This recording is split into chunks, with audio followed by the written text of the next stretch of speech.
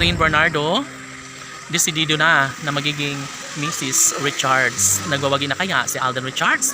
My God, syempre, magsisigaw sa kaligayahan ang taong bayan dahil sa unang pagkakataon, ito talaga ang kanilang pangarap noon pa man para sa dalaga at binata. Posible na magiging makulay ang kanilang buhay. Maaari na mabuo rin ang pangarap na supling ni Alden at Catherine sa isa't isa.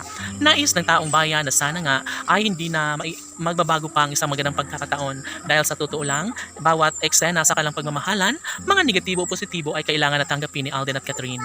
Sa mga pagkakataong ito ay hindi na masasayang pa ang ekspektasyon ng taong bayan dahil talaga nga namang deserve ni Alden at Catherine na magkakatuluyan at magsama habang buhay.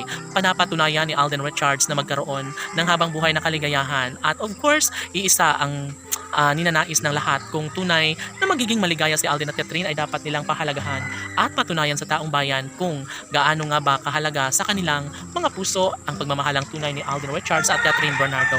Of course, mananatili ang isang pangako ni Alden at Catherine at no one can stop the feeling, no? Sabi nga ni Alden Richards na hindi na kailangan siya umano na pagtakpan o pagbawalan kung anuman ang kanyang nais na nararamdaman sa kanyang mga puso. Subalit ganun pa man, nais lamang ni Alden Richards na ibahagi ang isang makulay na buhay at pag-ibig kasama ang pretty girl na si Catherine Bernardo. Sa puntong ito ay anong ligaya ang nadarama sa puso ni Catherine Bernardo. Of course, ito lang naman ang kanyang pangarap na sana'y unti-unti nang matutupad ang kanyang hangarin na maisakatuparan sana ang pagbuo ng sariling pamilya at maikasal ang dalaga sa binata. At kung tutuusin ay diretsahan ng inamin ni Catherine Bernardo na sadyang handang-handa na siya bilang isang may bahay ni Alden Richards, kaya sana'y pagbibigyan ng panahon ng kung anuman ang kahilingan na makapagbibigay kasiyahan sa puso ni Alden Richards at tanging si Catherine Bernardo lamang ang pinaka mamahal na nagbibigay kasiyahan sa puso ng dalaga at binata. Marahil marami ang kumukontra ngunit mas nangingibabaw pa rin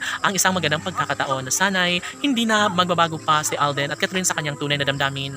Mahalaga kung mahalaga, mahal kung mahal ni Alden Richards si Catherine Bernardo, kaya dapat lamang na walang pagsisisihan, no, ang mga bashers sa kanilang paninira sa kanilang relasyon ng Alden at Catherine.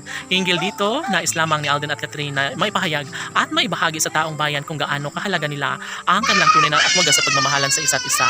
Kailanman ay hindi na magbabago pa ang pagtingin ni Alden para kay Catherine. Kailanman ay iisa lamang ang hangarin ng binata ang magiging maisakatuparan ang lahat ng kanyang pangako at pagmamahal na nararapat niya lamang na ipaglalaban. Sana ay magwagi nga ang dalaga at binata sa kanilang tunay at wagas sa pagmamahal dahil marami ang umaasa at nag-aabang ng tunay na pagkakataong maisakatuparan ang lahat ng ito. Happy na si Alden Richards, lalo na ngayon naramdam niya na makatuluyan na nga niya ang pretty girl na si Catherine Bernardo. Laban!